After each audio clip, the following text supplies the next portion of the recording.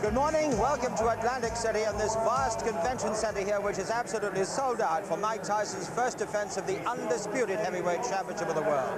Yes, he's attracted a record crowd. There are 16,000 here to witness the challenge of the #1 contender, the unbeaten Tyrell, winner of gold in the '84 Olympics. Now, Tyson comes to this confrontation still trying to prove to the skeptics that he has the ability to take his place alongside the all-time greats. For Biggs, it's his toughest assignment since waging a battle against drink and drugs. Some people, when they would slit wrists, where they actually try to take their own life. And I said, well, I never tried anything like that. When psychologically and mentally, that's what I was, that's what I was doing anyway. I was killing myself just, if not worse, than somebody slitting their wrist. And these are the things that I came in touch with. And that's when I made my mind up. I said, well, I can use this. This is what's going to get me back in order. If I can take these tools that they give you and use them the proper way, I can clean myself up. And so he did and got back to work. But there are questions about his power in the ring. In his 15-fight unbeaten career, he's never met a top contender. Last March in Las Vegas against the unranked journeyman David Bay, he came within an ace of defeat. In round 5, he sustained a terrible cut, which almost cost him the fight and a shot at Mike Tyson. He really had to turn on the power to survive. And he's trying to do it now, Biggs. Full marks to him. He knows it's a desperate situation, and he's done it, I think, in the 6th round. What a tremendous effort there by Tyrell Biggs, and he's shaking his head to the corner there. David Bay just doesn't know where those punches have come from. As good as I am, I know that I know how good I am. And for me to have been criticized and the whole shot, I mean, I owe it to myself to go out there and beat Michael Tyson like I am his dad. He's made for me, Tyson. I owe it to myself to go out there and beat this fella and be called the new undisputed heavyweight champion of the world. At 6'5", he'll certainly have a height advantage on the champion. Arguments have raised about how tall Mike Tyson is. He's certainly short for a heavyweight, some say 5 feet 10 inches, but he has been measured at 5 feet 11.5. Tyson's opponents have averaged 6 feet 2.5 inches, and only 2 have stood less than 6 feet. It's often said that taller fighters do enjoy a distinct advantage, but in Tyson's view, these fighters have a marked disadvantage. I think it's to my advantage, because most fighters are used to fighting opponents 6'3", 6'2", the average heavyweight. And I feel that I use it to my advantage because I move my head, I'm very quick, and I'm low to the ground, and it's very difficult to hit me. I crouch low just to make my opponents punch down, because I know where they're going to punch at, because I'm down there and I'm looking at them. Because I'm so low and I come up, I feel it's to my advantage, because they can't see most of my punches coming. I get a lot of leverage from my punches, and it doesn't matter if I punch up or straight or down or around. I have good leverage. His lower body strength provides the leverage to throw powerful punches in an upward movement against taller fighters, as depicted here against Jose Ribalta. When I was younger, I used to always say, God, I'm just a midget. I'm never going to grow. I'm never going to be anything because I'm too short to do any kind of sports, anything. But then, I started believing in myself, and things worked out right. Will things work out for Tyson here tonight? Well, he is the 12-to-1 favorite, and we'll see after this brief break.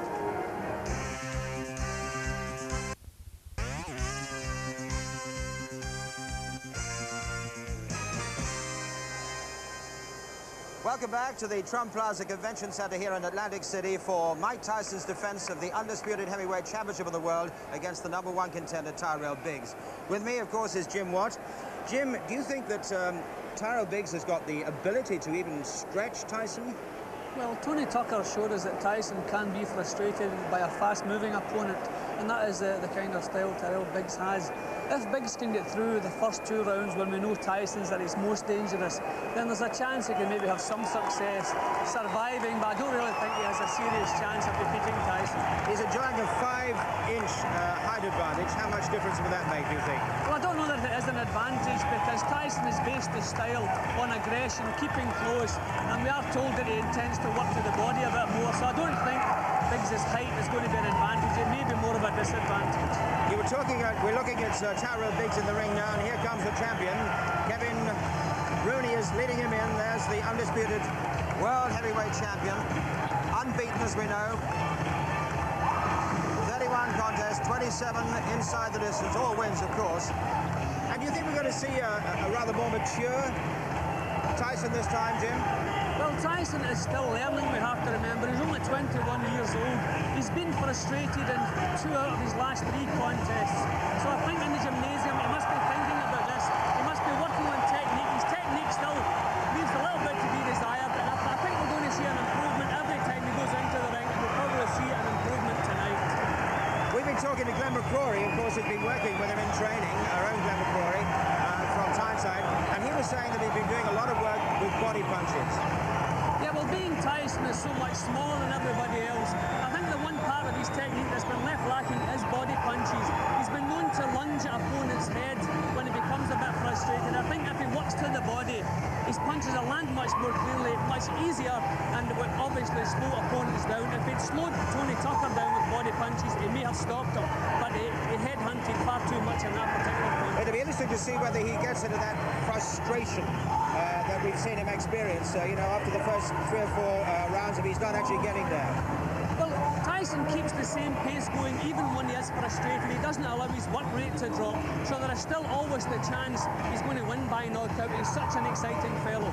We're looking at Tyrell Biggs' record there. It's 15 wins, he's unbeaten, 10 out inside the distance.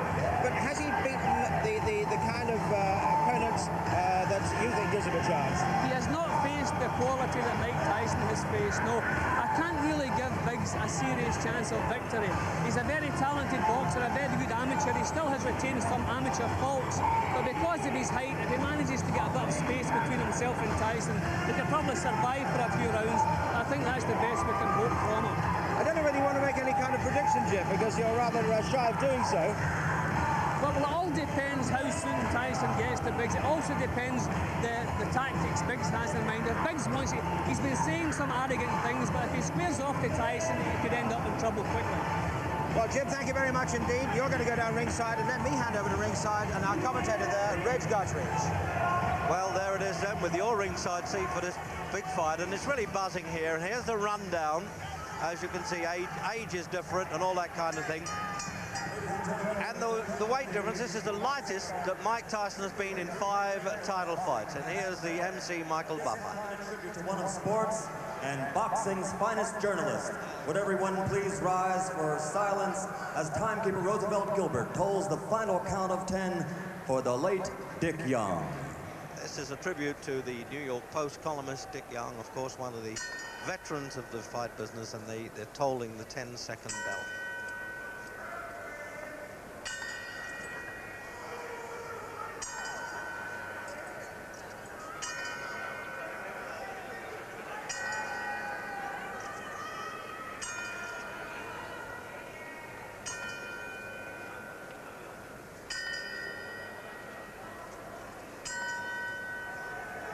May his soul rest in peace. Thank you, ladies and gentlemen. And now, ladies and gentlemen, this is the... And there are the judges, and who knows, they might be a bit superfluous, I would have thought. And the referee, Tony Orlando.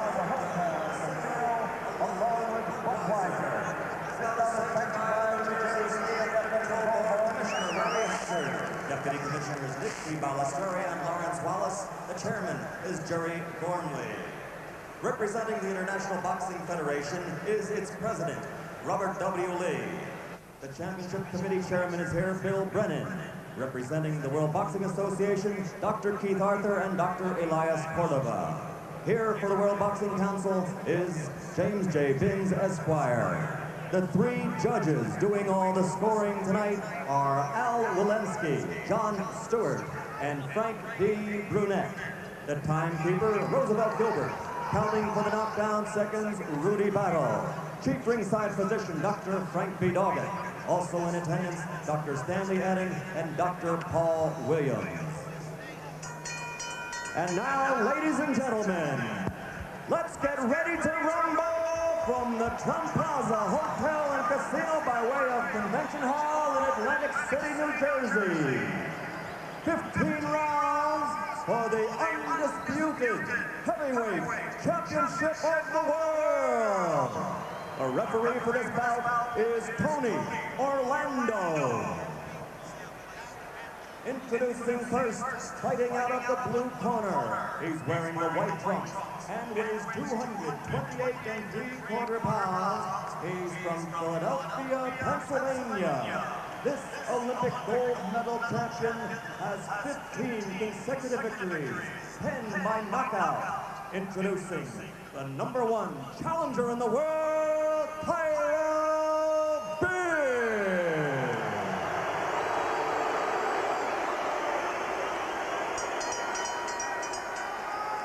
Fighting out of the red corner, wearing the solid black trunks.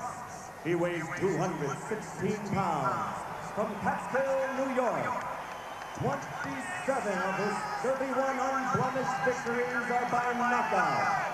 Ladies and gentlemen, the undefeated, undisputed, heavyweight champion of the world, Mike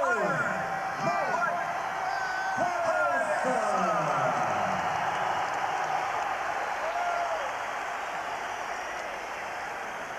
So excitement suitably whipped up then, and this is a point where I think Tyson looks at his man and says, your face or mine. Touch gloves, back to your corner, good luck.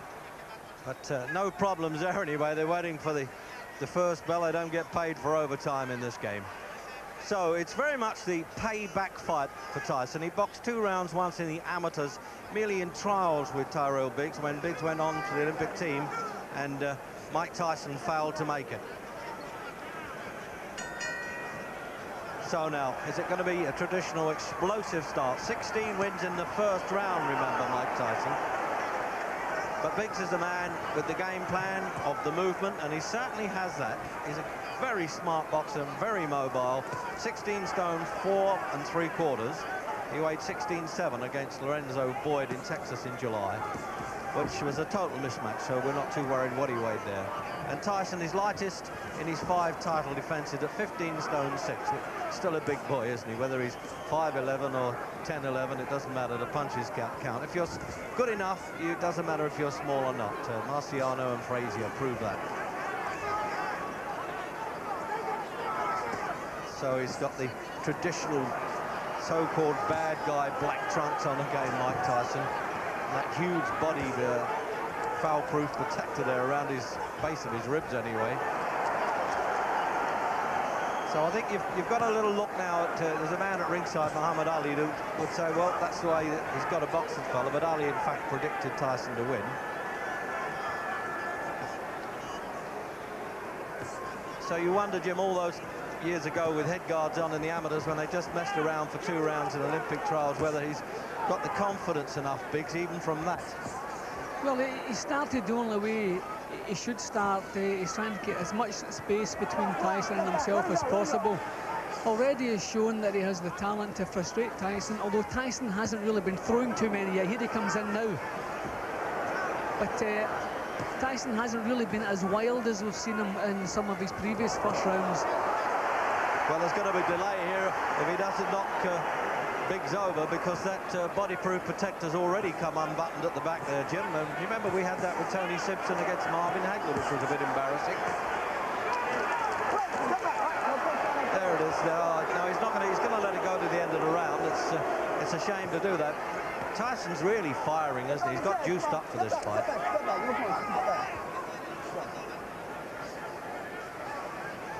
And, you know, in many ways, you've got to judge him on championship form, but he's still very much an apprentice champion, Tyson. Lacks that experience, 31 fights, of course, but, well, that would be nothing in the old days. What an exciting fighter he is, Jim. Just the clips around the ears enough, isn't it? Yeah, well, that was a good left hook to get through with, but Biggs has a good chin, but you can't give Tyson too many free goes. So we're coming up now to the end of the first there with a countdown clock, and they've got to do something about that protector. As you well can see there, look, it's coming well apart there.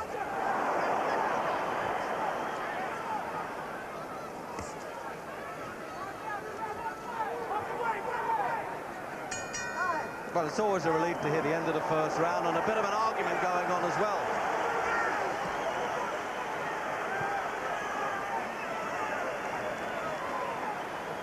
So he's having a stand in the corner there, Biggs, while they're adjusting that belt. And you'll probably notice, I'm sure you will, that the referee, Tony Lando, and the seconds are all wearing now obligatory rubber gloves to, they think, combat the AIDS problem in boxing if there's any bloodshed. And some of the commissions are now doing that, including the IBF.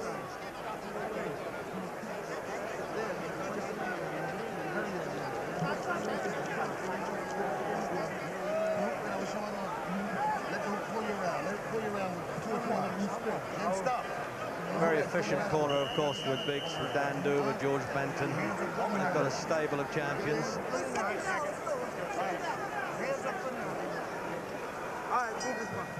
Out for the second.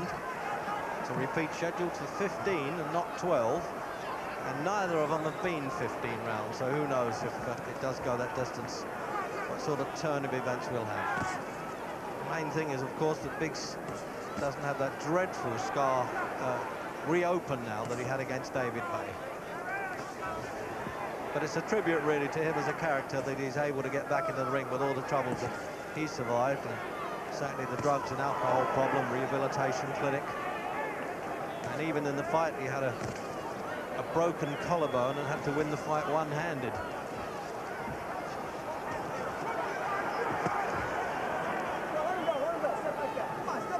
It's going to be similar to the Tucker fight for Tyson, isn't it? Now he's got to find his way inside there, Jim. It looks as though he may catch up with him, but it's getting a bit difficult. I think Tucker stood his ground a little bit more than Biggs has done so far, although it's very early. But Biggs is backing off all the time. He's actually making a good job of it. He's not overawed. His concentration has been good there. That's been a feeling in some of Biggs' earlier performances, lapses of concentration, but I don't think that will happen tonight. Well, that was Biggs' game plan, wasn't it? He said if he can't knock me out, he can't outbox me, that's for sure.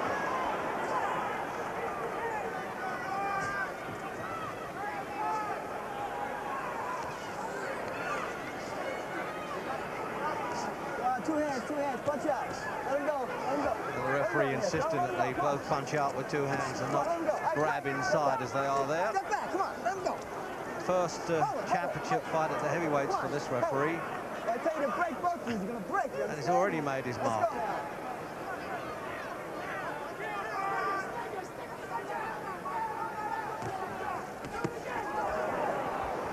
Well, as the punch landed around the rear there, Jim, that'll cut down his speed a bit. Well, Tyson has been throwing a bit more to the body than we're used to seeing. He did tell us that he's been practicing body punches, which is obviously a sensible thing to do when all your opponents are taller than you. But he's getting very close to Biggs already. I thought it would have maybe taken him a few rounds to get this close, but he's getting close already. Now, he doesn't creep up on him. He sends the calling card and he comes straight in.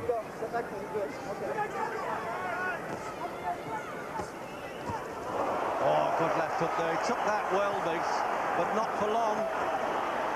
If he repeats that, he may run out of time in this round. And, of course, if he goes down at the end of the round, the referee would continue counting.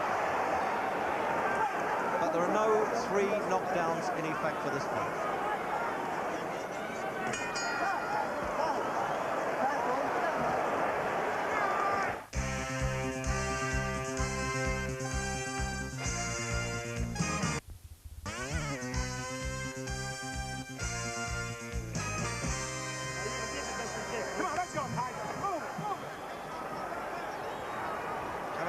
For round 3 now. Can Tyson repeat that left hook? May even produce a right hand uppercut. How do we know with this fellow? He's got the armory. Big odds-on favourite, of course, in this gambling city of Atlantic City along the famous boardwalk, where in fact the first $1 million gate took place in this state, New Jersey. Dempsey and Carpentier.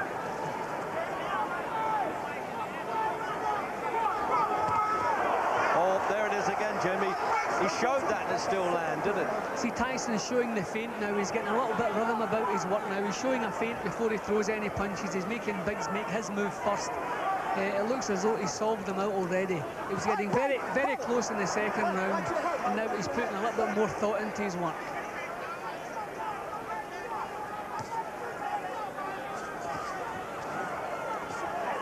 Well, there's something really that 22 out of 31 fights for Tyson didn't go beyond the second round.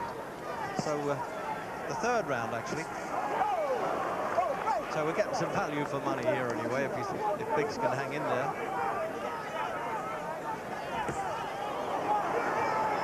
Oh, he's digging those punches into the ribs as well. Now that's the last thing Biggs wants to do, is stand and trade. He tried that with David Bay and was then badly cut. And there's a cut around Biggs' left eye now. Is that a reopening midway through the third? That'll be sad for him because he doesn't deserve that. He's fighting a brave one.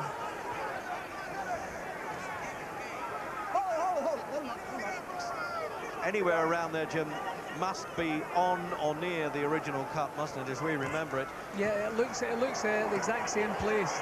Biggs is not having any success pulling his head out of trouble. I think he's going to have to try and block the punches rather than pull away from them. When he pulls away from the first punch, he has nowhere else to go, and when Tyson follows on, he's taking too many punches. He's going to have to try to block some of the punches. But as we said earlier, I think it's a lost cause.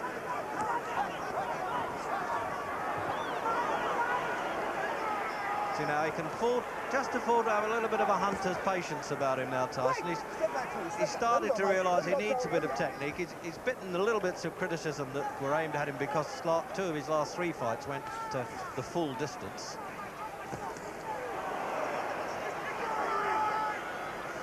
I don't think we give Tyson the full credit for the jab he has. Oh, good left hook.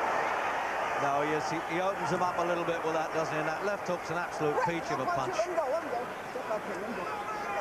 And he has surprising hand speed for such a compact fellow, Jim. Well, the punches are short and he moves in with them.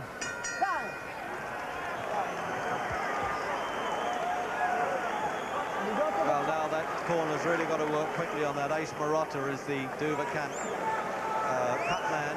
And as I say, they're the white gloves they're all wearing. And the doctor from New Jersey Commission is in there. He's allowed to get in at any time.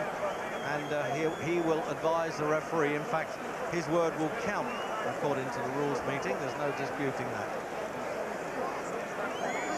That was the previous cut that you saw there. And there they are working on what we presume is a reopening. Now the doctor's also having a chat with the referee here at the end of the third, but he's leaving the ring. Jim, let's just get a look at that. There you see, he can throw them there and misses with that one. Not one of Tyson's better attacks, but that was a point that you could see the cut around the eye closely. And they're putting what looks like adrenaline cream in there. Into round 4. And let's face it now, it's all downhill battle surely for Tyrell Biggs. It was hard to gain strength in a fight when you're bleeding and trying to wipe the glove away against a man of this strength that comes at you with such will.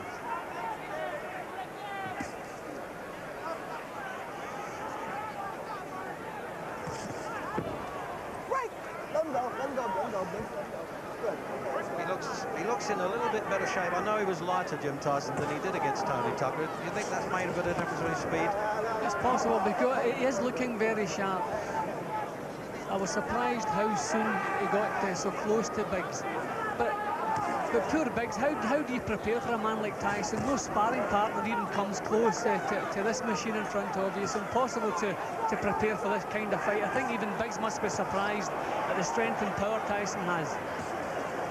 Well, Tyson employed Glenn McCrory from Durham to try and do his hit and run stuff in the gym, and apparently he survived it pretty well.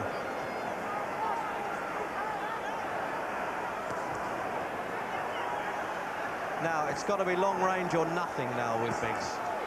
And a good left hook, he turned into an uppercut.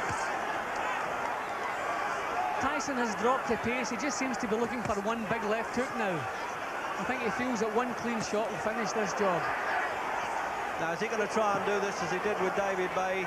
Pull the fight right out of the fire, turn it around. I would have thought that was not possible to stop Tyson like that.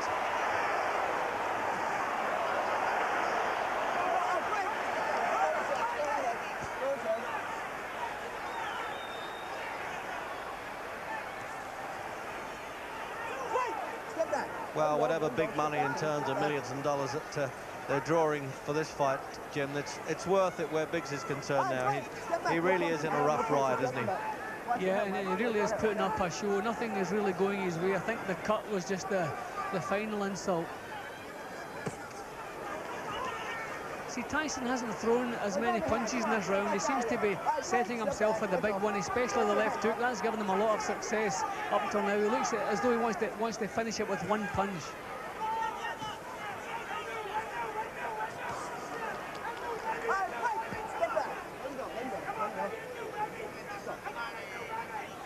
He walks straight in on a straight track there, doesn't he, Tyson? He really hounds his man all the time. Oh, there it is again. The right hand came with that as well. That was a two-punch combination for a change. And he really is a tremendously fast puncher, as we saw when he finished Pinklon Thomas.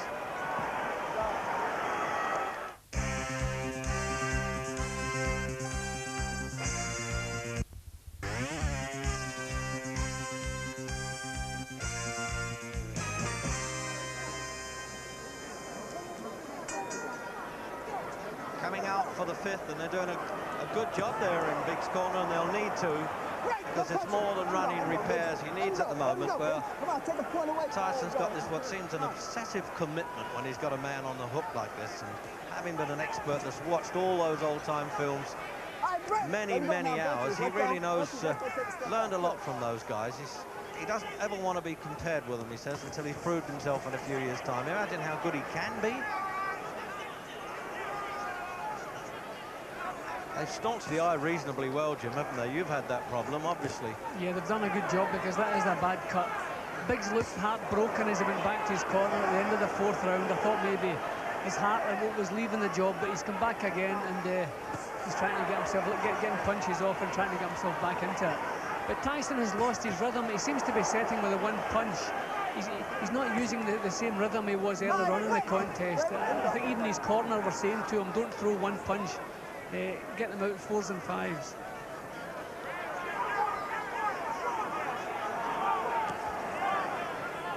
He's really trying to get every inch he can with that left-hand jab to keep him off.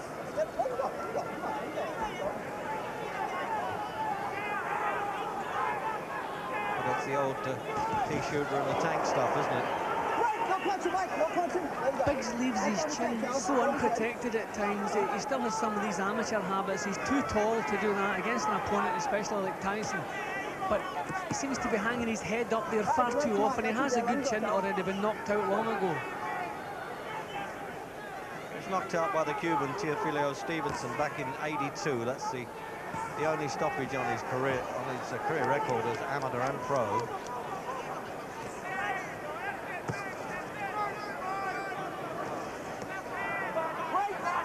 Tyson hasn't lost a decision since Henry Tillman in an Olympic box-off in '84. But 3 rounds, of course, is never enough for this little fella. Can you imagine calling him a little fella the way he fights?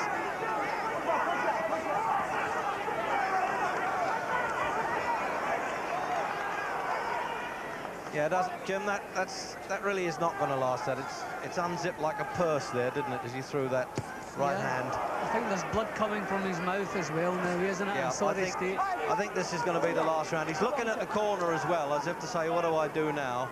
All the heart in the world, Tyrell Biggs, but as you say, from the Bay fight, he knows now that there's no way he can switch this round and stop this tank coming at him. Oh, referee getting himself tangled up there. And the crowd not liking that with Tyson. He once did that in the amateurs with an African who wouldn't fight him, so he got out the ring, Tyson, and got disqualified. Let's go. Well, it stalled a bit there. They didn't put any extra time on the round there. That surprised me. It took a long time sitting down there now, Jim. I would have thought that the doctor would be back up there again, and it really did look bad to us towards the end of that round. This guy can't punch, can't do nothing out there.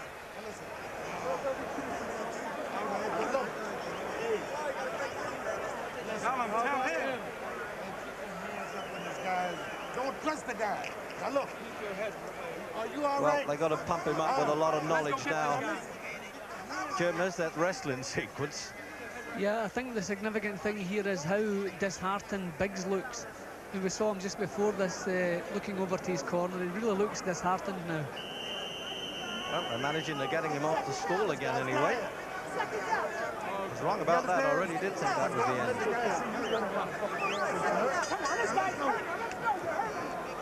Out for the 6th round. Tyrell Biggs now. Such a handicap, isn't it? Scheduled for 15, and as the great Joe Lewis said, you can run but you can't hide in the fight ring. Biggs has never been subjected to this kind of pressure before either. And there's no way he can cope with it. I would have thought, actually, I would like to think if it had been me in there, my corner would have pulled me out. Yeah, the right hands are getting really punishing as well. What an armory this fella's got. Jim, can we even imagine what he's going to look like in another 2 or 3 years if this keeps up?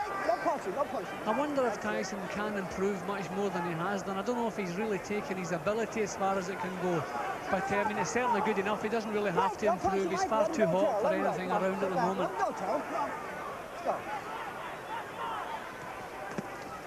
It's like a 20th century caveman the way he's going in there. But, you know, he's got sort of a hidden skill in many ways, Jim, doesn't he? He does some very smart things as well. Well, you have to remember, he's in with an excellent boxer, Olympic standard, but he hasn't taken too many because he exerts so much pressure. The other fellow is always on the defensive, so that is part of his skill.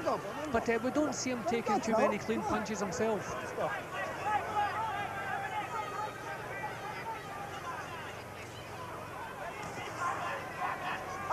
Let him go.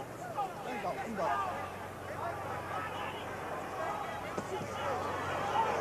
Oh, punch to the body there, and we're so close to the ring, Jim White, that, well, I tell you, we gasped as that left hook to the body went in.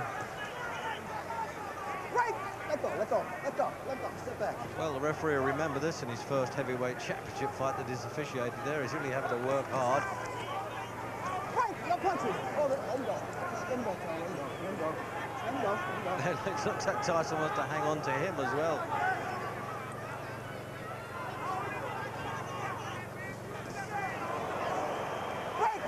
Let him out. Let him out, Tyrell. Let him go. Come on, Tyrell. Let him go and take a point away now.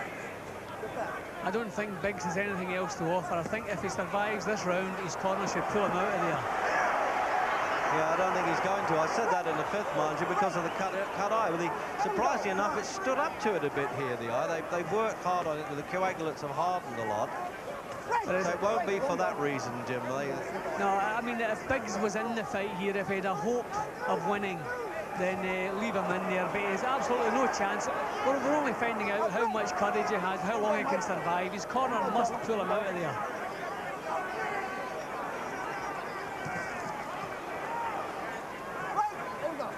Well, I know trainer George Benton's a compassionate sort of a guy, and he's done this all himself. I would have thought he'd be one of the first to offer him to get out of there.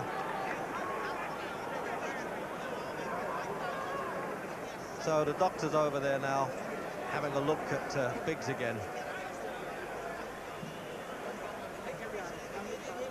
And we really don't need any distractions at this stage of the fight. Conversations inevitably with doctor and referee, who are talking to Larry Hazard, the chairman of the New Jersey Commission. Get to the side, play with this guy now, you understand me? This guy's got nothing. Give him the feint, like you did before. Give him the feint. Give him a feint. Step to the side, fight. You're taking the best he's got, so what the hell's wrong with you? Fire back.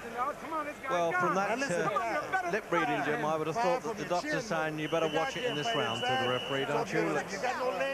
Yeah, well, I don't even think it should be up to the doctor. I think Biggs' corner should be saying, you've done as good as you can do, Tyrell. Let's just get you out of there. Round 7. Yeah, I agree with you.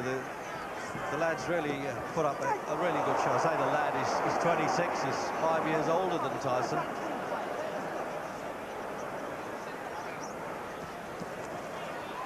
I don't think we're in any doubt who the better man is, and if that's what sport's supposed to be about, then we found out what we wanted to find out. Tyson is just far too hot for him.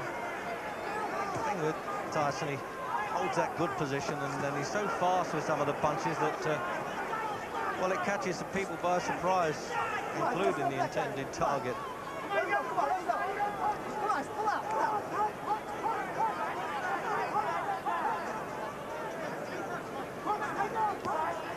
See, this is where we should expect a little bit more technique from Tyson. He's demoralised a man, he's slowed the pace down to his liking, but he's just gone in doing the same things all the time.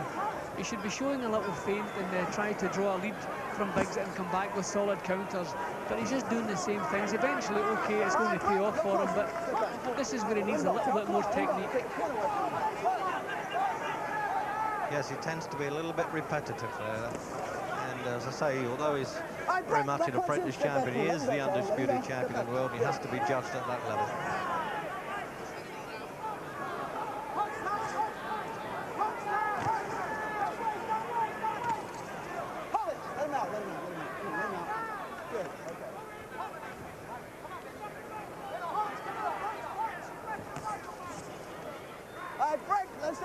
Let him go, Tyrell. Let him go. Again, Jim, that cut-eye is really not leaking as much. It's amazing, really. They've done a very good job on the eye. Because straight from the start of the injury, it was a bad one. I mean, Tyson should have a little bit more imagination now. I mean, we can see that Biggs is very tired. He isn't really coming back with any punches that should worry Tyson. So Tyson should be able to open up an opponent better than he's doing. Step back, Mike. Throw him in the back of the head. Close in like that with Tyson. When an opponent pulls on and he throws a punch, and catches him with a forearm occasionally. That must hurt. Oh, what a jab, that one. That's the way to break up the opposition's concentration, and he did it there. And as he hit him with that punch, I think his eyes went into separate orbits there. Right in his own corner. Is he going to make an effort to get up? How do you feel, Tyrell? Okay? He's got to 8, and he's allowing it to go on, the referee. How long? He won't let him off the hook now, so come on, referee, you can dive in when you like now. And he's waved it all over, that's it. Glad to see that in the 7th. Tyrell Biggs was as brave as you could ever expect a challenger to be, but he was totally outpunched, and let's face it, from a fighting point of view, he was outclassed as well at the finish. Jim? Well, as soon as Tyson gets his chance, it's all over. He never lets anybody off the hook. I would like to have seen Biggs being pulled out of there. He'd done his best. There's no way he could ever win this contest, but his corner kept sending him up. But once more, a tremendous performance from Tyson, especially when he got his man on the hook. He didn't waste any punches. Every punch he threw was a jawbreaker, and there we have Tyrell Biggs. Hopefully, he's sitting up now, so hopefully everything is all right. Just 5 seconds to go there to the end of that round, actually. Not that it made any difference. Let's have a look, just a look at that replay of the finish now. When he caught him, there it is, the left hook yet again. Totally unbalanced. Lucky not to go right out of the ring now. That's where Muhammad Ali was sitting right behind him. Jim, have a second look from a different angle. He opened him up with the jab, then came up with the left hook he's been looking for all the way through the contest, and a cracking punch. Biggs did very well. I think he was wondering himself if he should stand up or not, but he did the brave thing and stood up. But the finishing punch was a cracker. See there, when he flopped, his head went there, flopped like Wurzel Gummidge on those ropes.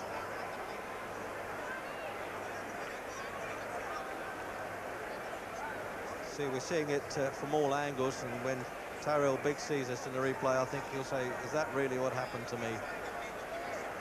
And that was the actual finish. Here's the finish again, Jim. Yeah, well, it was all over the place. It was just a case of the first clean punch that got through, and there it was.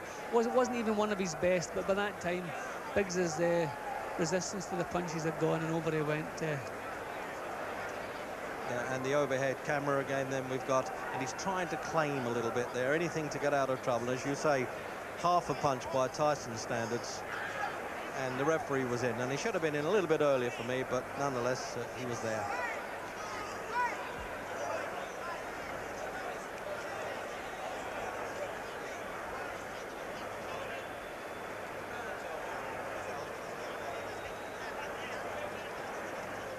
Ladies and gentlemen, the end comes at 2 minutes, 59 seconds of the 7th round. The winner, still the undefeated, undisputed heavyweight champion of the world, Tyson!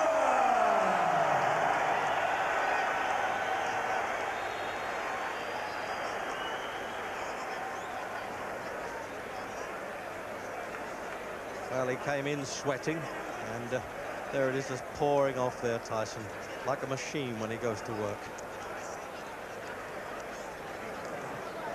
So here's the words from Tyson with our colleague Larry Merchant. A paint job and then sort of wrecked the whole house. Mike, he looked very impressive in the first round, looking like Ali the way he moved and jabbed. What were your thoughts at that point, and then how did you attack him to stop that? Well, in my mind, I knew this was 15 rounds, and I was prepared to put the pressure on him constantly for 15 rounds. You know, I was having a great time in there. I felt good. I was in the best condition of my life, and I did what I was supposed to do. Well, tell me, what did you think in that first round when he was moving, trying to do an Ali with his left?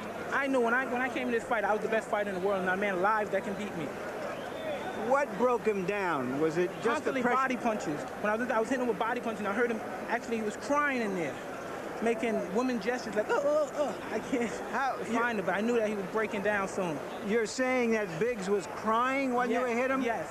When did that happen? And perhaps the 4th round on. So that you knew you had him by that time? Absolutely, but I knew he was tough in there taking those punches. Was this your most satisfying fight in the sense of the way you went about it, patiently and businesslike, not getting excited, not trying to take him out with one punch? Well, I was very calm, and I was thinking about Roberto Duran, how he used to cut down the runners and just wear them down, and I had that frame of mind when I was in the ring. All right, Mike, let's take a look at the first knockdown, and would you describe what was happening? Well, I was in there looking for the punch, boom, and I knew it would come. But when he threw a punch, his hand opened a little, and I thought I could slip a punch right in there. Were you trying to work on his cut early on because he was pretty bloody? No, I wasn't even thinking about the cut. I was just hitting to the body, softening him up. So that from then on, you really feel that it was inevitable after the first few rounds? Absolutely. All right, Mike, we hear now that you're going to fight Larry Holmes next. Why Larry Holmes? Well, I don't have any say-so in the matter. I was just a fighter, and I'll defend my title against any man in the world. If I was you, I'd talk to Jim Jacobs about that. Do you want to fight Larry Holmes? I'll fight any man in the world because I believe there's no one in this planet that can beat me. Okay, then let me ask Jimmy Jacobs, the co-manager of Mike, why do you want to fight Larry Holmes next? Well, the reason is that I would say that 90% of the world thought that Larry Holmes beat Michael Spinks the last time they fought. In fact, Larry, of 46 newspaper men polled after the fight, 42 men of the 46 voted for Larry Holmes in the last fight with Michael Spinks. Larry is sitting at home feeling that he's the champion, and that's the reason we're going to fight him. But he did lose his last 2 fights. He hasn't fought in a good long while. A lot of people are saying, what is this, some kind of an antique show? Or is this in the best or worst traditions of boxing, fighting these kinds of fights? I don't think it's either in the worst or best traditions of boxing. Boxing history is replete with 27 heavyweight champions attempting to regain the title. However, the champion we're talking about, Larry Holmes, was defeated by a split decision in his last fight against Michael Spinks, where everyone, even you, Larry, everyone, including you, thought that Larry Holmes won the fight. Okay, then what about Michael Spinks? That is the most attractive fight out there, according to everyone, and you can jump in here too, Bill Caton. What about Michael Spinks, and why aren't you going to take him on next, or right after next, or whenever? Whenever we're ready to, we make our plans for that. We haven't made our plans to take on Michael Spinks because a fight with Michael Spinks, which is a pay-per-view, closed-circuit fight, takes a minimum of 5 months, during which time Mike would not fight. Mike wants to fight more frequently. So you're saying now you will fight Michael Spinks eventually? I would say this, that Michael Spinks is definitely in our future. Definitely in our future, but not in our immediate future. Let me put it this way. So 2 very happy men there, Jim Jacobs and Bill Caton, the co-managers of Mike Tyson. It seems a little churlish to say that you're disappointed with the performance. He wins his fight so easily, but he did get untidy towards the end. I think the referee might have stopped it a little earlier, but you have to recognize the courage of Tyrell Biggs and how unfortunate it was that he sustained that cut again. We're going to take a break and we'll be back with more World Championship boxing in just a couple of minutes.